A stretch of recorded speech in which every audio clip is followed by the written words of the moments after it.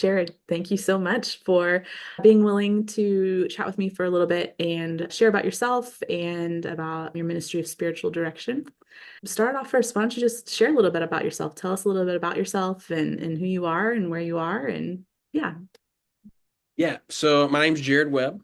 I'm originally from a small town in Michigan. And at the tail end of high school, I was kind of wrestling with what I wanted to do with my life. I had to start wrestling with a call to ministry. And I was skeptical, but I felt like the Spirit just punched me in the gut when I visited Indiana Wesleyan University. So I'm still in Marion, Indiana, where that school is. I received a bachelor's in Christian ministries and a master's of practical theology from there. And now I serve full time as an assistant pastor at Lakeview Wesleyan Church in Marion. So I oversee discipleship, first impressions, and then part time, I am a chaplain at the county jail that is also within Marion. So my main deal with that is I lead the Bible study leaders that go in on Sundays. And so that's what most of my time is taken up with. I am married. I have one kid who's almost two, and then I have another one on the way, and I have a dachshund. For fun, I like to play disc golf. I make pizzas. I just like to be outside. I like to read. And so that's the short of it about me. Awesome. No, that's great. Thank you so much for sharing all of that. Fun fact, I have a dachshund also, so that's just a fun. They're great. We'll save that conversation for another call. But no, thank you for sharing. It sounds like amazing work in ministry that you're a part of. I know that you are also a spiritual director. And so tell us a little bit about that. For a lot of people, spiritual direction and even being a spiritual director may be an unfamiliar term or kind of ministry. And so, how would you define just what spiritual direction is? Sure. Yeah. So, and the way I was taught from my spiritual direction teacher, Judy Crossman, was she always used a triangle Mm. to describe the spiritual direction relationship. So, at the top of the triangle is God, because that's who the focus is ultimately. At the bottom of the triangle is the director and the directee. And so, for one, that puts us on an equal playing field, because sometimes like the title spiritual director can make it feel top down, but the Lord is the true director. I am on the same footing with the directee in the sense of we're both fellow pilgrims on this path seeking the Lord together. But the focus of our relationship is not my conversation with God, it's their conversation with God, the directee's conversation with God. So my job is to simply sit there and try to listen in on that conversation, that experience that that person is having with the Lord, and help them to unpack that. So if I was going to kind of like boil it down of what spiritual direction is, it's a prayer focused meeting where one disciple helps to facilitate and unpack another disciple's experience with God. Then, like an analogy I like to use is like, I think of myself as like a butler. Okay. So I can help set the space. I help to usher in the person who's having the meeting with the Lord. But the main event is not me, it's that person meeting with the Lord. We can talk about what happened, you guys discussed in the room together. But again, I'm just there to help you unpack that. I'm as a servant, not as an authority. Yeah, no, that's great. That's a great image. Thank you for sharing. And I love that kind of equal that picture of the triangle, the equal ground in listening together.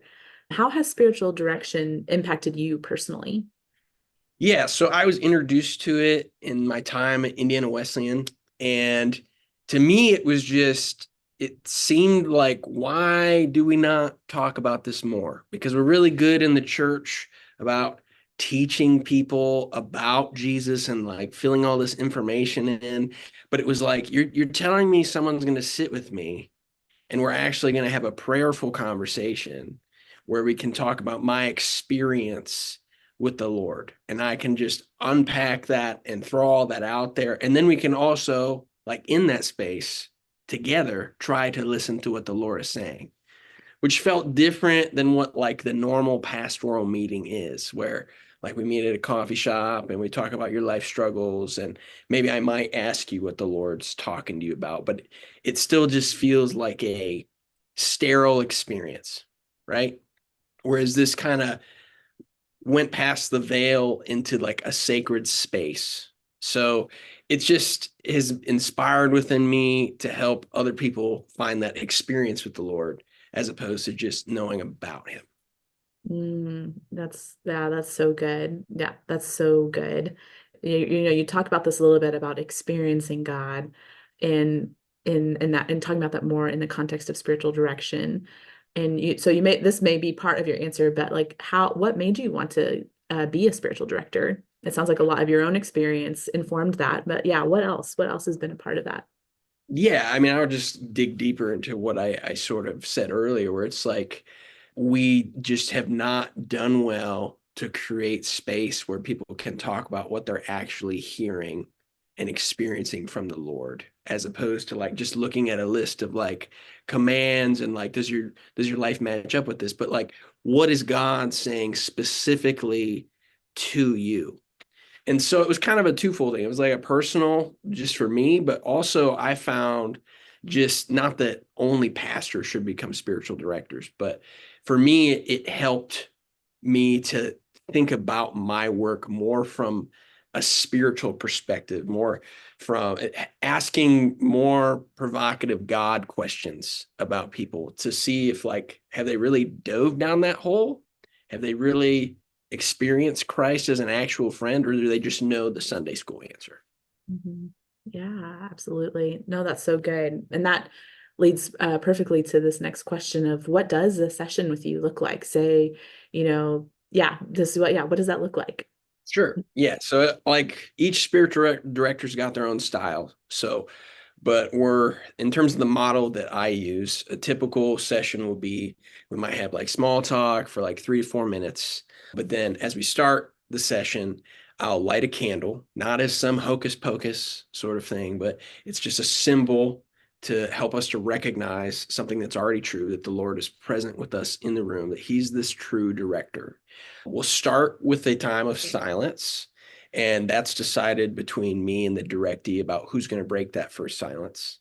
But then when the silence is broken, it's either broken with a prayer or we just start talking. Maybe I'll ask a question like, so what have you been noticing? What do you feel like the Lord's been saying to you? What's on your heart? And from there, we'll have a discussion and then go back into another time of silence. And then from then on, the directee keeps breaking those, and we go into these times of listening to the Lord in prayer and then speaking about it, listening to the Lord in prayer and then speaking about it. And then at the close of the session, I'll pray for the directee, and then that's the end of the session. Wow, so simple and yet so deep and meaningful. Yeah, that's great. What I mentioned earlier that for some spiritual direction is maybe a new kind of ministry, new kinds of conversations. What advice would you have for someone who is curious about spiritual direction, but maybe is a little nervous or uncertain about getting started? Yeah. Yeah. Well, I think the first thing is to recognize that it's just weird in evangelical culture. Like it feels like I'm hiding the fact that I'm going to like this Christian fortune teller's like shop or something. Like I don't want my pastor to see me. I don't like because they're gonna judge me or something. It's like it's not what it is. The only reason it's weird is because we just don't talk about it, right? So first you just gotta embrace the weird. You're gonna talk to people about it. They're not gonna be like, what is that? It just is what it is. But the second thing is like trying to just do your homework and find a director that it doesn't have to be like this, but I feel like it's helpful when there's crossover in terms of like work or just experiences, life stage, things of that nature, so that at least the stories can intertwine because the director isn't there to talk about themselves the whole time, but there is some piece of it where someone else's story with the Lord that is similar with yours can help you to unpack and interpret yours in a different light. So one, embrace the weird. Number two, just trying to find a director that you feel like you have some similarity with in some way. Yeah, that's great advice. Absolutely, such great advice. spiritual direction is something that's for everyone. Any person walking with Jesus, wants to go deeper. And no matter what their vocation is, we work a lot with leaders, whether they're leaders in the church, formal lead pastors or lay leaders, or even leaders in the workplace and in business and nonprofit, like all that kind of stuff. How do you see spiritual direction impacting leaders specifically, whether they're in ministry or not, or whatever it is? Sure. Yeah. So basically what I feel like is it would help them to stay in tune with what the Lord is doing in their life on a regular basis, right? Be in tune with the Spirit is saying to them so that their work and their calling more seamlessly align, right? So I kind of want to go off on a little bit of a diatribe to allow for some illustration. So, like, so many times, I'm not pretending to be any expert or anything, but I've had a lot of coffee meetings. And it seems like time and time again, when I ask people, so like, what's the Lord been teaching you? And then I can just almost call it that they're going to say, I'm learning to trust him more. And it's like, okay, pause. Not that trust isn't important, but to me, it's just like revealed a lack of relevance to how Christ can come into every single situation in my life. And he has more to talk to me about than the platitudes that are in a Hobby Lobby aisle, right? So he does have something to say specifically about your work, even if it feels like, well, I'm doing not religious work. So what? There's not really a dividing line between the secular and the sacred. And so he cares about what's going on in the marketplace. He cares about that person that you're frustrated with at work, all that stuff. And he has stuff specifically to say to you, to be your friend regarding that. So basically twofold. One, so that their own work can have more passion and a renewed calling in that and more alignment with the Lord's asking them to do. And then also secondly, so they can spread that passion on to other people that they're working with, right? So Yeah. Yeah, absolutely. Yeah, absolutely. Absolutely. Let's see. The other thing that we talk a lot about is discipleship, just being disciples of Jesus that are learning to be with Jesus, be changed by Jesus, and do the things that he, did. Why is spiritual direction important for us as just disciples of Jesus and disciple makers? yeah. Well, so I think a large gap in discipleship has already been identified of just like the lack of action, lack of behavior compared to knowledge. We've overemphasized knowledge, actions making a comeback, but then I would even add this other period piece where it's like when Jesus, when you meet Jesus at the throne, like, will you truly know him? Right? Or will you just have known about him and copied his lifestyle? Or will have you built a personal relationship with him where conversation is going to be natural when you see him flesh to flesh, right? And so I think direction helps to make us disciples that actually know the true teacher and not just know about him, but it Mhm. just becomes natural to be with him. It'll Mhm. be something that a conversation that we just picked up right afterward. It won't be I mean, we'll be in awe, but it'll feel more natural, I feel like. Mhm. And he says, depart from me, I never knew you, right? And I want to have that sort of connection with the Lord where Mhm. it feels like I've been waiting for you. I've been waiting for this moment. And Yeah. Yeah, it's a place to know Jesus more deeply and to be known. Yeah, and be in relationship. No, yeah, thank you for sharing. Let's see, last question. Kind of going back to the conversation around leaders. Leaders need care for themselves and their own walks with Jesus. And then they also are pouring out into others that are in their care as well. What advice would you have for leaders about helping those that they are shepherding gain access to spiritual direction? So not just for themselves, but maybe the people in their networks.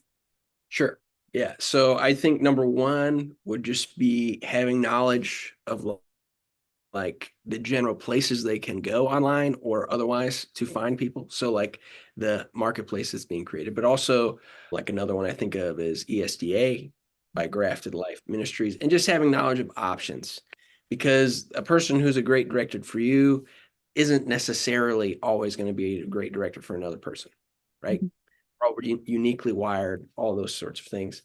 And then secondly, I mean, I totally support like long-standing relationships between a director and a directee. I think there's lots of benefits to that. But if you're a person that needs to help other people find those people, then I think you should at least have had a few different directors at some point so that you can authentically say, not just say, hey, go look at this website, you'll maybe find some good people, but like you'll have like a few handful that you'll be able to say, yes, like this person truly does care, or this truly this person did help me to listen to the Lord better, to have something in your back pocket that you could share with them about.